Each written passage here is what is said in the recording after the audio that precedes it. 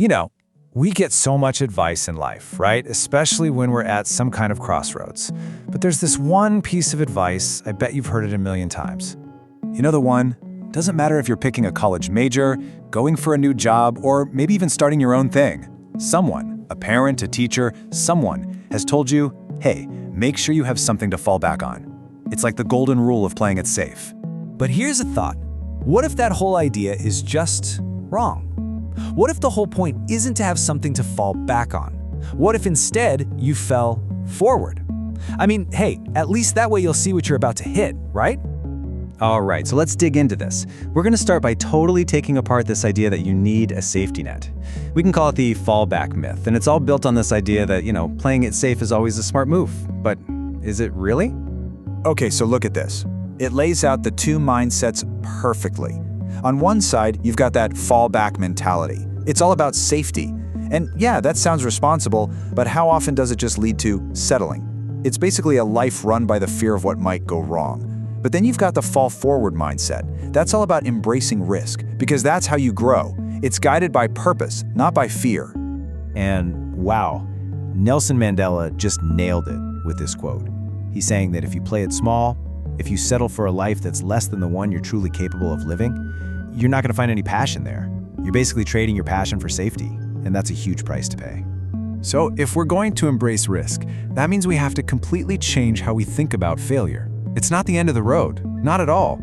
It's actually the starting line. It's a necessary part of growth. Okay, let's just get this out of the way. You are going to fail, I promise you. At some point in your life, you are going to fail.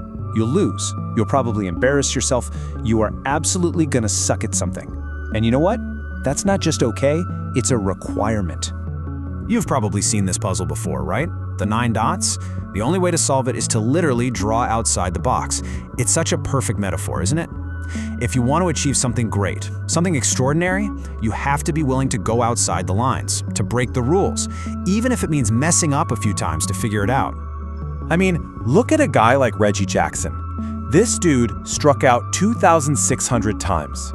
2,600! That's more than any other player in the entire history of baseball. Just think about that. That's a huge number of very public failures, right there at the plate. But do we remember him for that? No way. He's Mr. October because of the massive home runs he hit when everything was on the line. The successes totally eclipse the failures. And it just proves, if you're not striking out, you're probably not even swinging hard enough. You're not aiming for the fences. And this isn't just a sports thing. Think about Thomas Edison. He ran 1,000 failed experiments before he finally got the light bulb right. Can you even imagine the persistence that takes? 1,000 no's before one yes? And I love how he thought about it. He said he didn't fail 1,000 times. He just successfully found 1,000 ways that wouldn't work. See the difference? He wasn't falling back with each try. He was falling forward, getting a little bit closer, a little bit smarter with every single attempt.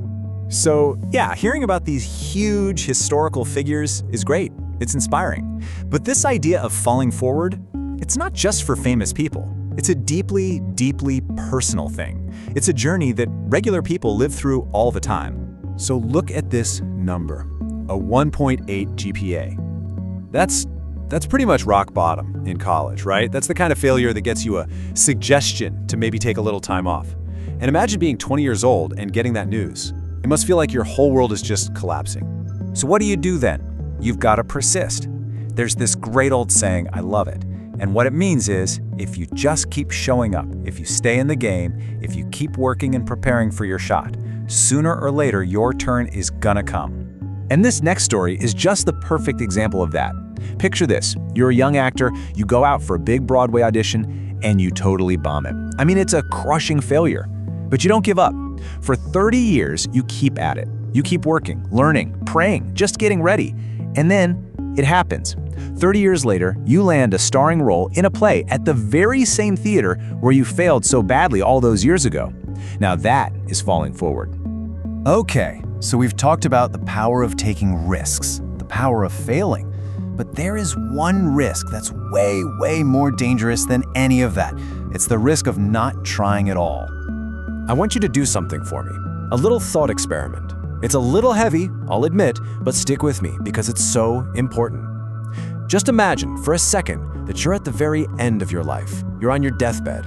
And as you're lying there, you look around, and the room is filled with these ghosts. But they're not scary ghosts. They're the ghosts of your unfulfilled potential. The ghost of that business idea you never pursued. The ghost of that musical instrument you never learned to play. All the talents you didn't use. And they're just standing there, looking at you.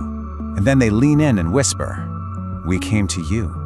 Only you could have brought us to life. And now we have to die with you." Chilling, right?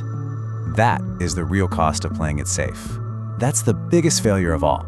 So all of this, it brings us to one final really important question. This is where it gets real. This is your call to action. It's about taking everything we've talked about and actually doing something with it. Like starting right now. Because at the end of the day, it all boils down to this one question. How many ghosts are going to be standing around your bed when your time comes? And that choice, you're making it every single day, with every risk you decide to take and every risk you decide not to. And look, when we talk about your gifts, please don't think it's just about some big career or making a ton of money. Your gift could be your time, your patience, your kindness, your love. It can be anything. Whatever you have to offer, don't let it go to the grave with you. It's not about what you have, it's about what you do with what you have. So from here on out, don't be discouraged by setbacks. Don't hold back out of fear. Give it everything you've got. And when you fall, and trust me, you will fall, just remember this one thing. Fall forward.